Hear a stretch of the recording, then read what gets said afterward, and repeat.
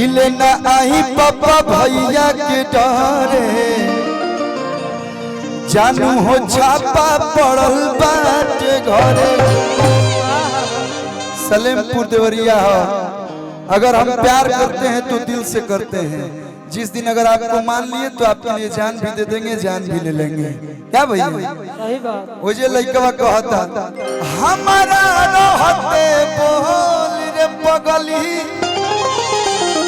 कवना बात के चिंता बा।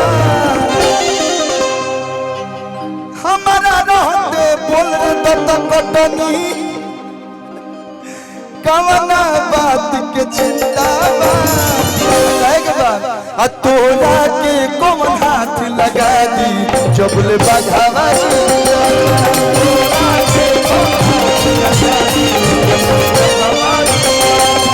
तोरा के कौन हाथ लगा दी जबले बघावा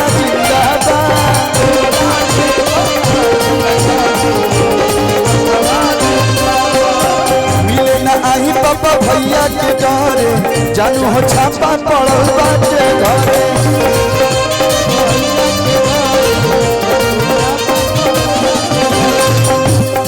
तो पैसा मत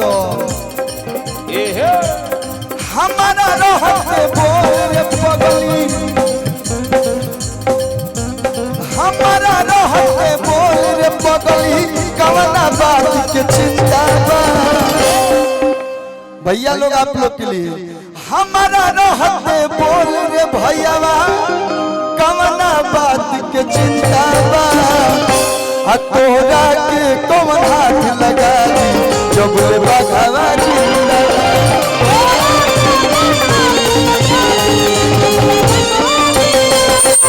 तोरा के कौन हाथ लगा दी जब बघावा जिंदा।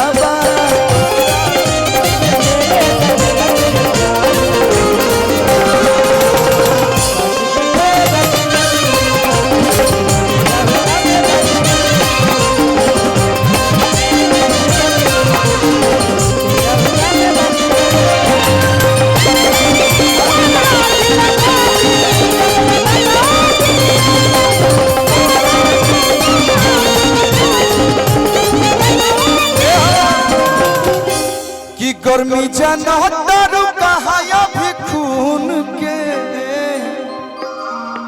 गर्मी जनतारू अरे कहाया भी खून के हाथ में लेके चली ले कानून के।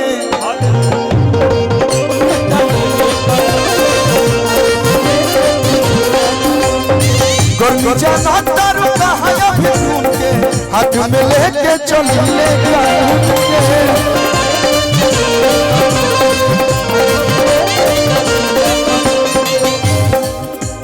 पूरा सलेमपुर में पागला तो भैया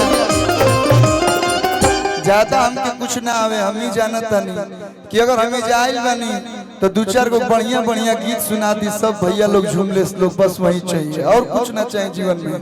इतना लोग आइल बा सब लोग सम्मान से गीत सुने सब लोग सम्मान से अपना घरे चल जाओ ये चाहिए। कार्यक्रम में केहू के ठेस ना पहुंचे ना ही अपना बाड़ी से और ना ही कोनो दिक्कत परेशानी से। और इतना सुंदर व्यवस्था आप लोग किए हैं मतलब देख के ही मतलब दिल खुश हो गया। हम नहीं जानते थे सलेमपुर में भी इतना बढ़िया व्यवस्था होगा। दीपक भैया दिल से बहुत बहुत धन्यवाद।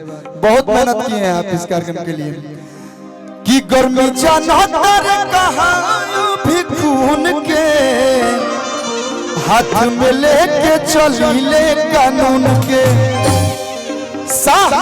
सलेमपुर में है तिवारी जिलो एक ही चुनिंदा बा। सुना तहरा के हाथ लगा दी जब बघावा